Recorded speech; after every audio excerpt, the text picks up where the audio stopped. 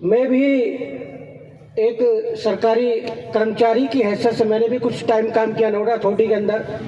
2012 में रिजाइन देकर हम लोग सक्रिय राजनीति के अंदर आ गए। लेकिन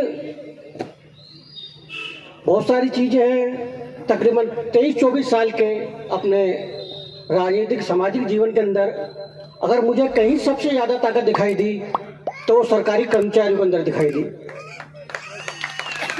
सिर्फ इसलिए नहीं कि मैं आज हम लोग किसी पॉलिटिकल पार्टी से जुड़े हुए हैं या किसी राजनीतिक उद्देश्य से हम इस बात को कह रहे हैं, नहीं।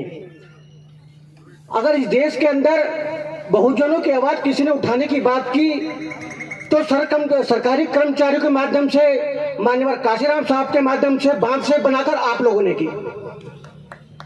अगर इस देश के अंदर हुक्मरान बनने की बात की तो सरकारी कर्मचारियों ने बांध के माध्यम से, माननीय काशीराम साहब के जबान से इस देश के अंदर हुक्मरान बनने की बात की तो सरकारी कर्मचारियों ने की।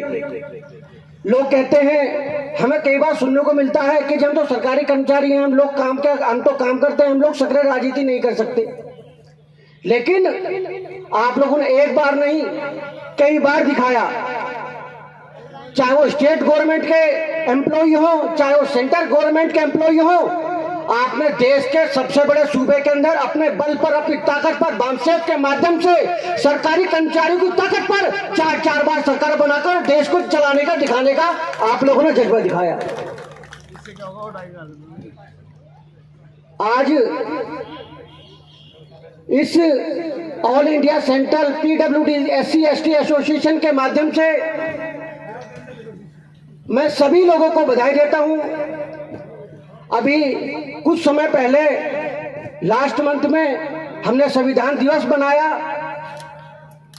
अभी हम लोग शिक्षा की, भारत की पहली महिला शिक्षिका ज्योतिबा फुले का हम लोग जन्मदिन मनाकर आगे बढ़े हैं। और अब 15 जनवरी को बहुजन समाज पार्टी के राष्ट्रीय अध्यक्ष आदरणीय बहन कुमारी मायावती जी का जन्मदिन है। और ऐसे ही हम लोग जब धीरे धीरे आगे बढ़ते हैं तो पूरे अप्रैल तक इस देश के अंदर जितने भी बहुजन समाज के अंदर महापुरुष हुए, संत हुए, गुरु हुए, उन सभी के रूप में हम लोग एक मंजिल को, एक उद्देश्य को, एक टारगेट को हम लोग अपने लिए अचीव करने के लिए हम लोग देखते हैं कि जो सपने उन लोगों ने हमारे लिए देखे थे। अभी हम लोग बार बार कहीं जब प्रोग्राम में जाते हो बार बार एक जिक्र उठता है कि जी इस देश के अंदर संविधान खतरे में है, आरक्षण खत्म हो रहा है। तो एक बात कहकर, चूंकि राजनीतिक मंच नहीं है, एक बात कहकर मैं अपनी बात समाप्त करूंगा। चूंकि हम लोग राजनीति से जुड़े हुए हैं और हमें पता है कि इस राजनीति की बदौलत ही, बाबा साहब की मेहरबानी की बदौलत ही आज आप लोग, हम लोग यहाँ पर इस स्टेज के अंदर, इस स्टेज पर आप लोग अपनी बात रख रहे हैं। मैं अपनी बात यहाँ के बीच में रखने का अगर मैं साहस कर पा रहा हूँ तो ये मान्यवर जो है बाबा साहब डॉक्टर भीमराव अम्बेडकर की देन है। बाबा साहब डॉक्टर भीमराव अम्बेडकर ने जो हमें दिया, उस फसल को हम लोग काट चुके हैं। वो फसल काटकर हम लोगों ने खा ली, खत्म कर दी। अब आपकी और हमारी नैतिक जिम्मेदारी बनती है, राजनीतिक समाज जो है सामाजिक जिम्मेदारी बनती है कि हम लोग अपने आने वाले भविष्य के लिए, अपनी आने वाली पीढ़ियों के लिए हम लोग दोबारा से इस बंजर जमीन को उपजाऊ बनाने का काम करें। और ये उपजाऊ जमीन जब बनेगी तब आप अपने हिस्से का काम करेंगे और मैं अपने हिस्से का काम करूंगा।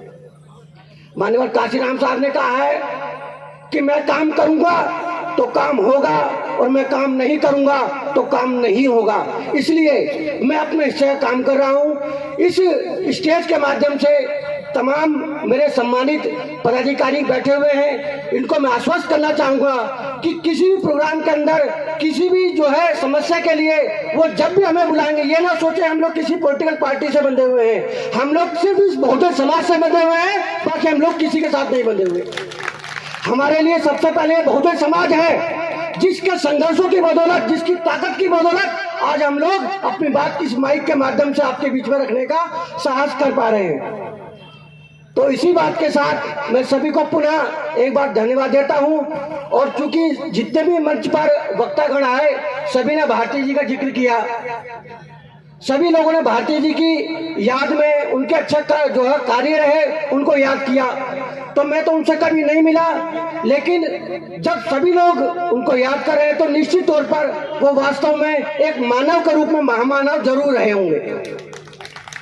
तो मैं उनको भी नमन करता हूं और अपने सभी जिम्मेदार साथियों को, अपने सामने में बैठे हुए सभी अधिकारी पदाधिकारियों को भी धन्यवाद देता हूं कि आप लोगों ने मुझे यहाँ बुलाया, मुझे सम्मानित किया। इसके लिए मैं तहे दिल से आपका शुक्रिया अदा करता हूं। जय भीम, जय काशीराम, नमो बुद्धाय।